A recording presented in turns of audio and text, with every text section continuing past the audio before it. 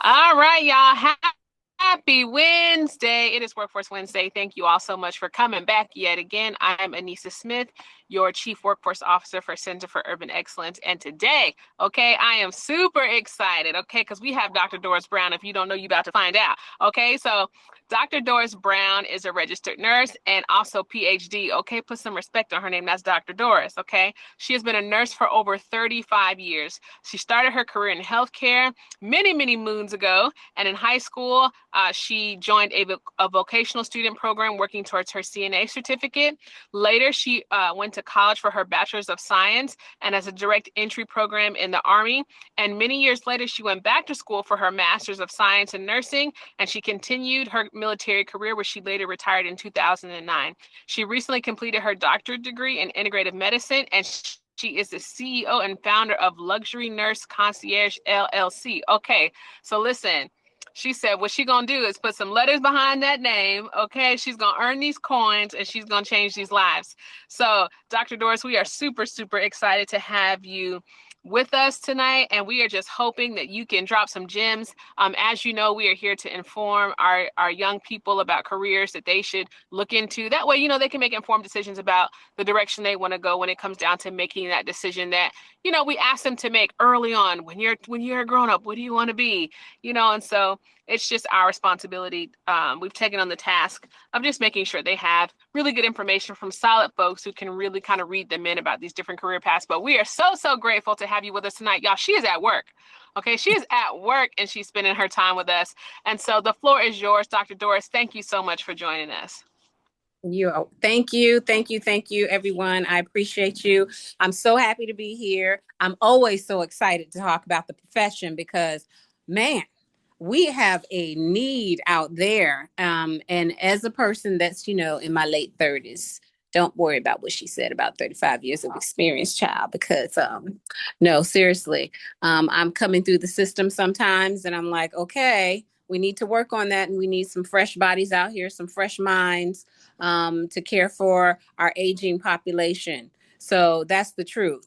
I work in maternal child, and that's one of the jobs is working in maternal child, and we see a lot of disparities, and that's the truth about that as well. So it's all about the truth and having facts presented when we come back, and we don't want to see bad things happen in the news, but when it does, it does. So we want to get people into the field that have a desire to learn about whatever it is, whether it's laboring patients, whether it's caring for children, whether it's taking care of the elderly, whether it's working in the OR, doing surgeries, whether it's working with the eyes, the nose, the ears, the mouth. You think of it in nursing, you can do it all. If you want to be an author, you can write policies, you can write books. The list goes on and on and on. And if people say, well, you work in a hospital. No, I don't just work in a hospital. I work out in the community too. I've worked with all kinds of support groups out in the community. That's an option. Working with teens. Love working with teens, teen population, because we become parents earlier. Hey, my shoes are dirty, baby. I had my baby at 16. I don't know what I was thinking. I wasn't, but things happen, and I love my son. And there were a lot of people that helped me throughout the years, and that's what it's about. So the people in the community helped me.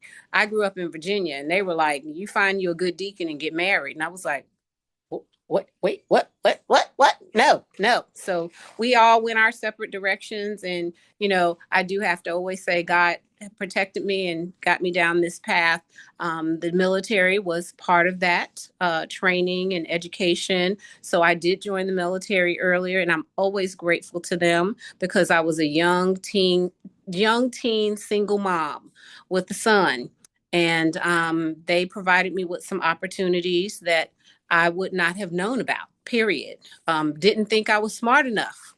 Wasn't a great student. I was cute though in school. With my afro back in the day. Um, so yeah, the military, they gave me a lot of direction and support and opportunity. I have to say that. Now, as with everything, you have to go through something. You have to deal with something. But then at some point, you got to settle down and be like, okay, what is it that I really want? What do I want to be? What do I want to do? Because, you can't stay in the military forever. And I really needed a career. So some opportunities to become an LVN. So in high school, that wasn't my path because I was all about those nails and doing hair. Okay, some rod sets with them perm rollers. Okay, back then y'all called it we called it a Jerry curl. Y'all call it some other type of set today, and that's the class that I wanted. But God said, over here, you about to put in some Foley's and do some bed baths and all of that stuff. And it became an interest because I was like, oh, I'm familiar with this. My auntie had to go to dialysis. So after her dialysis treatment, she was always throwing up and not feeling well. And I used to come over. She would give me pennies. At that time, there was penny candy. I know y'all know nothing about that, but we used to go to the corner store and go get candy for a penny. So for 25 cents, you can get a bag of candy. So I would rub her neck and I would rub her feet and I would take care of her after her dialysis. But I was a teenager. I didn't know what no dialysis really was. I know she had some big old stuff in her arm that I did not want in the future. But, life is funny. And then I had an aunt that had lung cancer. So I had to go over and change out her oxygen tanks because, see, back east and in the South, they say, you kids go in there and go take care of that now. And that's all they said. So you had to go figure it out, which, they would show you once and then you do it for whenever they tell you to do it. So it was great. That was great experience for me as a young person because everything is not about just enjoying yourself and having a good time when people around you are suffering. You really do want to take part. And so I was raised by my great grandparents. So that's my mama's mama. Those are the people who raised me, my great grandmother, my great grandfather. So at that time, their parents, her mother was still living. And so I kind of helped out as a young person on the tail end of that. At that celebratory time before she passed. And then so now I go back to the military. So yes, the military helped me out in my teens and my early 20s. Eventually, after I stopped with all this, I want to be a special forces soldier and all I could be. My daughter came along in the military and I was like, oh, she's so precious and sweet. I can't be away from both of them like that. Someone in the military, they told me about a program to become a licensed vocational nurse. And so I was like, and leave the 82nd with my beret. Now you see a woman in a beret with some shiny boots, baby. Back in my 20s, my name was Jordan. So Jordan was like my alter ego. And honey, I was a mess. It was a mess. But I said, for my kids, I'll have to give up this fabulous life. So I was outside in the community, going to nursing homes and care homes and visiting to see what LVNs do. And then I had to write up why I wanted to be an LVN and leave my boots behind. I really didn't leave my boots behind, but I left part of that uniform behind and changed it out for, which back then we were all whites in nursing. So they accepted my letters of request to go to this program. And so I got accepted and I did 2 years. Um, Now I'm keeping real. There was some fine brothers in that program. So I messed around and flunked the first time. I said I'm keeping it real. I ain't playing with you, but he was fine. So I spent more time with him in his barracks than I did in class. And he graduated and left me and didn't look behind. So, whoop, right? Mm. So anyway, I was able to recycle. That's not something you want to do. Okay. So that was my lesson in life. These men will talk you into something, but you have to keep your focus. Stay on track, stay on task. Don't get sidetracked. People will come up. My friends wanted to still hang out and party and go to the clubs. And I had to say no because there was no more recycling. Then I would have had to go back to my old unit. And that's not what I wanted to do. I wanted to progress. And like I said, the reason why I always had to say, what is the reason why I'm doing this? And it was for my kids. It's for my family. I wanted us to do better. Um, and then I did finally successfully completed that program, grew up a little bit more, had a little bit more age on me. And then I got deployed. Not deployed, I got shipped over to Germany. And when I was in Germany, I took things really seriously. And I had to see how appreciative I was of being an African American person working in this foreign land with these people on this military base. And that opened up my eyes to even more. So it was never about the money because, see, in the military, you don't get paid much. But it was about the progress I could make to see how far, making a career of it, and also being able to provide even more for my family and for myself. So they had another program that opened up in the military for nursing, and this time there was no distractions. They sent me back home.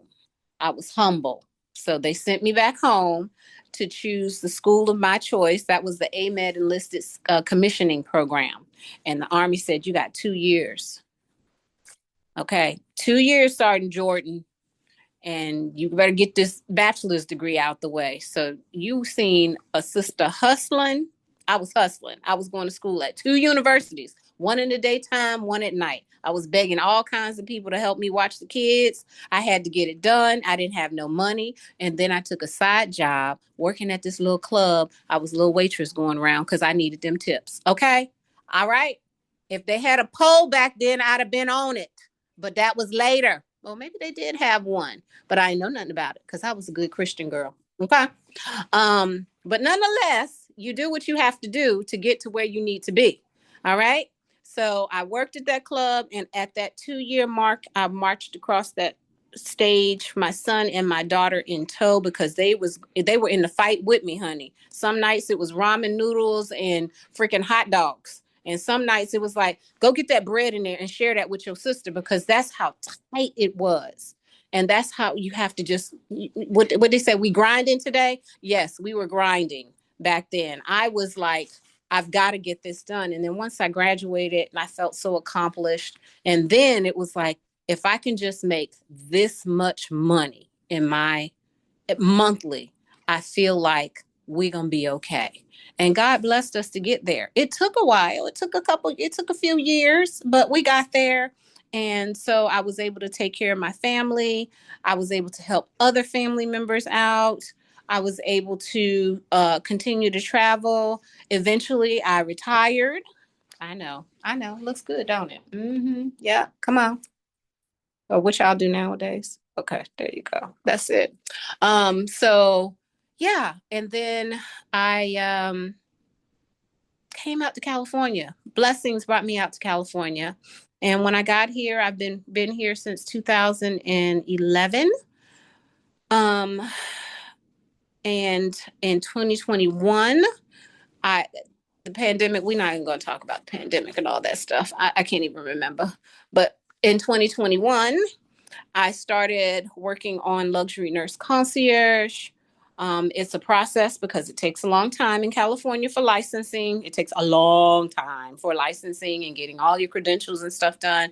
But I opened up, and I've always wanted to open up my own healthcare business. I didn't know which area I was going to be in. But then after all of my years of experience working in the ICU, working in nursing homes, working with lactation, working as an L&D nurse, working just all around. Thank you for the military for all that experience, right? I am able to say that this will be an asset for the community because I bring a lot of years of experience, and the people that I work with have tons and tons of experience. But mostly, what I'm most proud of in my entire career are the people that I bring into the fold of healthcare. My daughter, she did not want to be a nurse. She was like, you left me a lot of the times when I was young. And she had some feelings about that. She started to call it trauma. I was like, girl, be quiet. You were not traumatized. I'll show you trauma. You keep it up. But I said what I did as a single mom was busted my butt and put y'all, God first, but put y'all up there it higher. Okay. Sleep. I needed some of that. And I had to give up that sleep. I had to give up a lot of things to get to where we are today.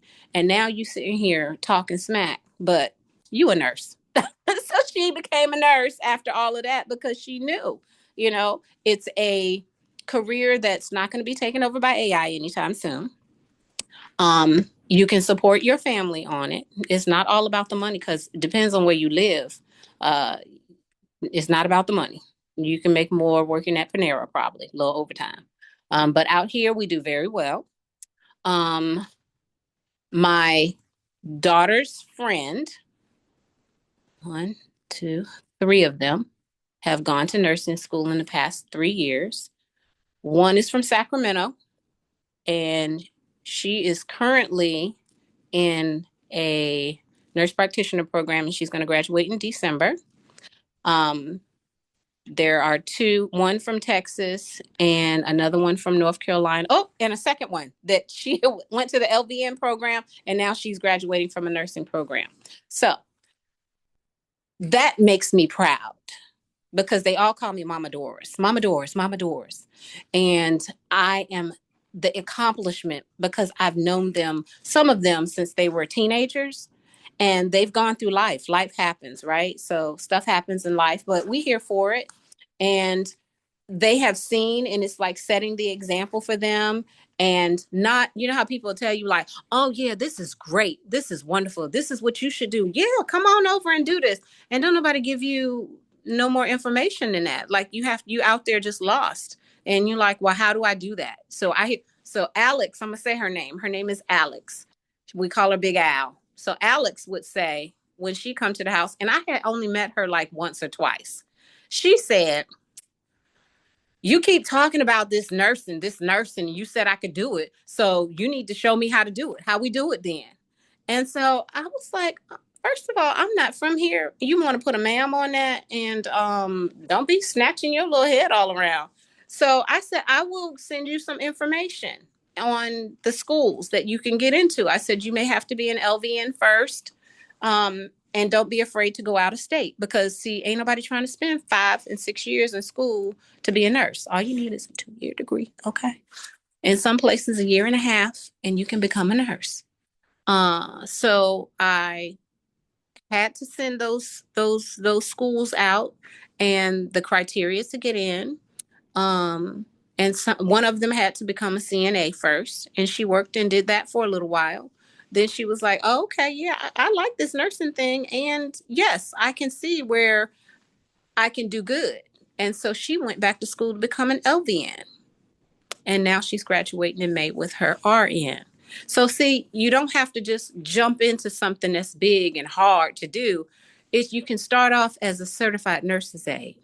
And then you can go to school to become a licensed vocational nurse, licensed practical nurse. And then you can go to nursing school. Or if you have the time and the support and the know-how and you talk to people and you're not afraid to move it around a little bit and go to different playgrounds, you can knock out that nursing degree in 2 years.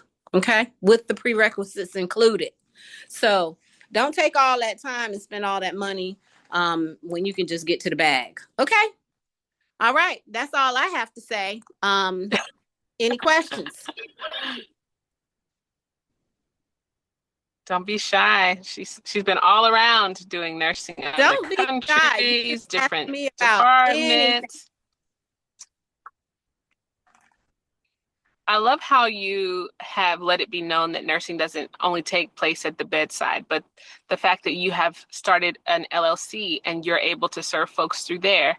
And so I appreciate, and then just the multiple avenues that you talked about to get to these different places in nursing. So starting in a vocational program in high school and then moving, joining the Army and an LVN program and all of this while you're working or all of this while you had children, which just speaks to like, anything that we want is really worth having. And you may really have to labor through it, right? Like it's giving birth to something bigger. And so whether that's going to be in nursing or whether that's going to be in whatever career path you all choose, understanding that it might come with its hardships, right? But it doesn't mean that you should give up, because here she is, right? She just graduated high school last week. So we'll say 2 years later, 35 years later, as she says, with all this experience, and it has worked for her. She's turned it into a business. She loves what she does. I think it's kept her very youthful. She's helped other women of color come through this process and kind of pull them along, even encourage me on the low to go and do what I got to do. And so just your passion and your zeal, and just the fact that you pushed through regardless of what it looked like, whether that meant beanie weenies and ramen noodles, whether that meant bread, and we ain't talking no Hawaiian sweet roll, right? You like kept, you you kept it pushing, and so I honor you for that. Just because it just lets you know, like, if you really, really want it, go and get it. And then share with them, even, hey, it doesn't have to be, you go through a 4-year route. You can go get your CNA and then go get your LVN and then go get your, and there's so many different avenues. And so I just appreciate your honesty and your realness, not to mention your honesty and distractions, because I think that's what gets a lot of us in school, the distractions, right? So whether that's a man, whether that's dating, a man, a woman, whether that is family distractions, whether that's children, whatever that might look like, friends, clubbing, I think you hit it. Because I was like, yep, that sounds like college for me, because I was distracted.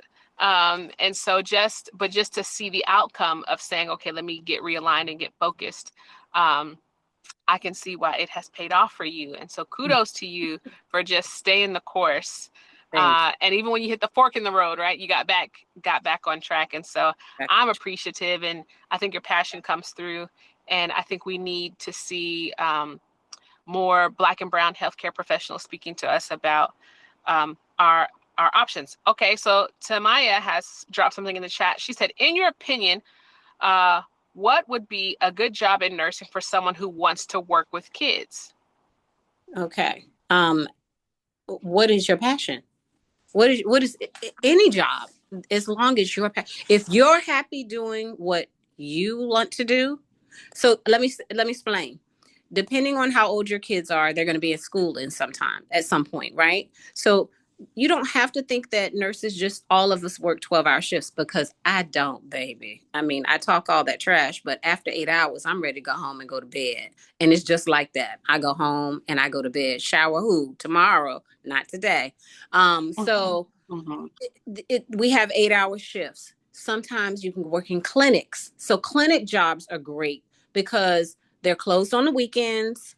They're closed on major holidays. Kids are out of school on the weekends and some major holidays, right? And I know y'all have this year round here, so they have time out of school. But, that's flexible. The hospitals, you have shift work. So you got 7 to 3, 7 p.m. No, you have 7 a.m. to 3 p.m., 3 to 11, and then 11 to 7. So we have shift work. But don't get in where you can fit in.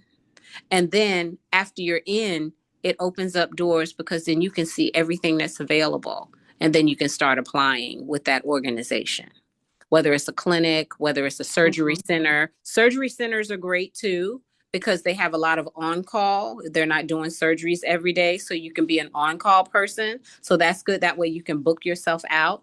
I work per diem because, see, I run a business. So, but on the side, I have this job.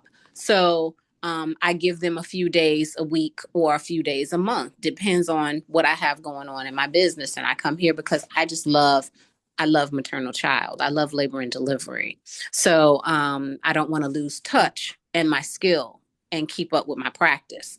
So you have to just kind of look at the areas and figure out where you want to get in, and then look at who's offering what's more flexible for you, because you may think you want that job more than people want you. Not in nursing.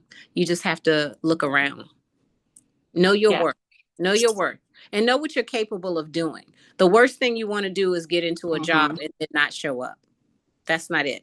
So do what works for you, and just be honest up front, because they do want you and they want to work with you, and they understand. Because remember, people in this organization and in healthcare, they have children too. So they understand. Yeah. So if she wants to work with children, where would you advise her to start? So you've had a career, and I hear a lot of you working with kids and mothers and things. So if she's interested in working with kids, what units or departments or types of nursing Oh, do you think she should consider if she wants to work with children? It's I'm okay. dead. Listen, You know, you was preaching to me. girl, You were preaching to me. I, You was preaching to me because I was like, I don't know if I should go into nursing because again, I got my daughter and the schedules don't be right. So that was for me. That was for me. That was no mistake. That was for me. forgive me for that. See, So I that's my appreciate it. okay. No, so if you want to work with children, a good place to start is mom baby or pediatrics, a clinic. Like start with a clinic working with pediatrics or mom baby. That's always a good avenue if you want to work with the newborns. If you want to work with children's hospitals, they always have like sitters. Sometimes you can be hired on as a sitter. You can work in the clinics, in the pediatric clinics. That gets you in the door. Like I said, every time you get yourself in the door, that's a good way to kind of get outside training, like on the job training for another position that you may want. But that's how I did it when I first started, and people are still doing it today. They started in with mom baby if you want to be in a hospital, and in the clinics if you want to work with an older population of children. I'm so sorry. I No worries. So what's a sitter? Does it what I think it is, or what is a sitter position exactly? A sitter position. So some hospitals will hire you as a sitter for children that are in a pediatric unit that can't be left alone. So that's with nursing or without nursing. So while you're going through school, that's an excellent position to get in. So you can kind of feel it out and you can see what other people's jobs are. You can do it in home health. So that in the future, that's what I plan on doing is people who, so moms have babies at home or children at home that have tracheostomies. They want to go out for a nice dinner one night. So they'll hire a sitter to come in and sit with the kid or with the kids, because sometimes it's twins that have long-term issues or feeding tubes or NG tubes or need medication. So they hire people that necessarily aren't skilled in that area to come in and just do little tasks. And then when you get that nursing skill, your pay scale goes up because then you're actually taking care of that person as a patient. Mm-hmm. Yes. So it depends on how much you want to work too, you know.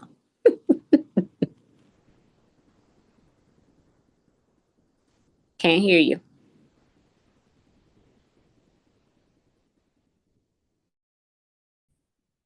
You frozen? You trying to act like I did? Oh no, I don't know. Okay, I can hear you. Tamaya, can you hear? Okay, you can hear me. I said I, you Yeah, we can dropped hear some now. gems on me about sitter positions. mm-hmm, Okay. Oh, okay. Sitter positions and things like that. So thank you for that. Listen, mm-hmm. it is 5:59. Miss Doris, we thank you for all of your years of experience. We thank you for coming on and being so open and candid. Um, us to move forward with nursing if that is the path that we choose to take, and sharing all the routes that we can to get there, and even honoring the distractions along the way and all Mm-hmm. the things. So thank you so much for your time tonight. Thank you for sacrificing your lunch hour to be with us. And so we hope to see you and hear from you again. If Absolutely. all hearts and minds are clear, let's get some snaps from Miss Doris. And it is 6 o'clock. You all have a great night, and we'll see you next Wednesday for our last Workforce Wednesday session of the season. Have a good night. All right. Thank you Bye, all. Shania. Thank Bye, you. bye, Have a good night. bye. Have a good one, guys. Dr. Doris, Hey, girl. you you did